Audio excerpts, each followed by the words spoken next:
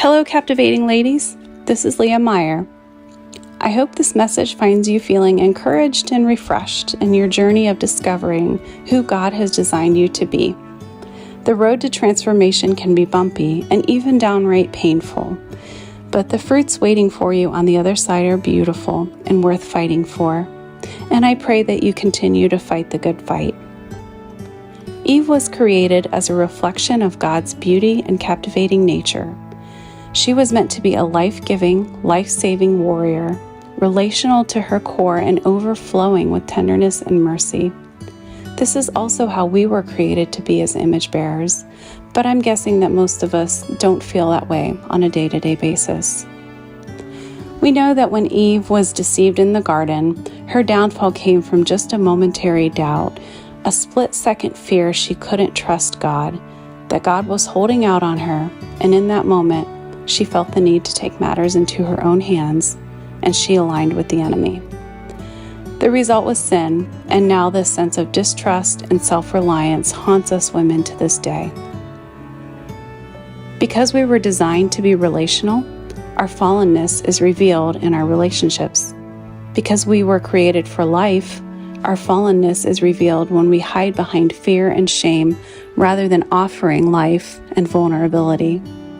We may have a temptation to think or say, well, that's just my personality. I've always been that way, or that's just how I am. But what it comes down to is deciding, who will I align with, the enemy or God?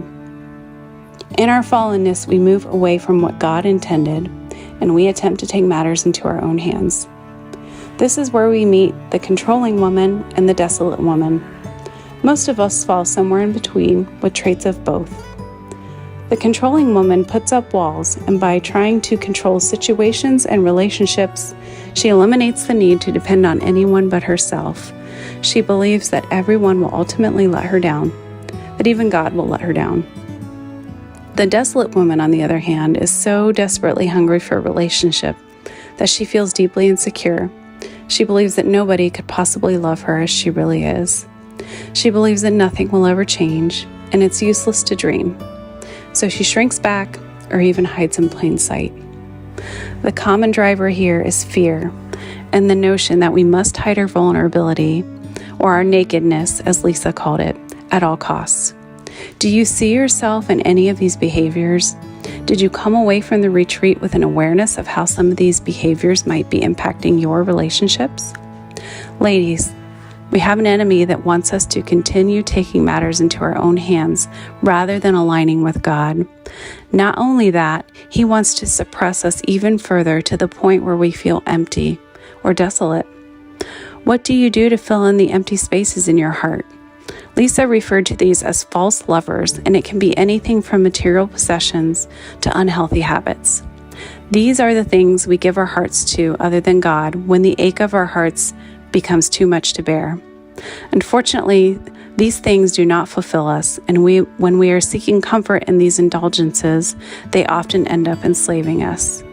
The only way out of this vicious cycle is to surrender everything to God. Let him have your nakedness, your true vulnerability. And the good news is that we don't have to do it alone. We have the gentle hand of Jesus walking alongside of us. Isaiah 41:13 says, "For I am the Lord your God, who takes hold of your right hand and says to you, 'Do not fear, I will help you.'" Do you remember the video at the end of the session with the humpback whale who had been entrapped in fishing gear, and the fisherman who worked desperately to free her? What a beautiful analogy for what God wants to do in your heart. And do you remember the outcome?